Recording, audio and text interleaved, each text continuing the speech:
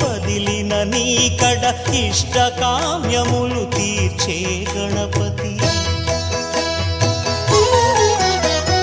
కరుణను పురియుచు వరములను సగుచు నిరతము పెరిగే మహాకృతి సకల చరాచర ప్రపంచమే సన్నుతి చేసే విఘ్నపతి నీ గుడిలో చేసే సత్య ప్రమాణం ధర్మదేవతకు నిలుపును ప్రాణం విజయ కారణం విఘ్ననాశనం కాణిపాకమున నీ దర్శనం జయ జయ శుభకర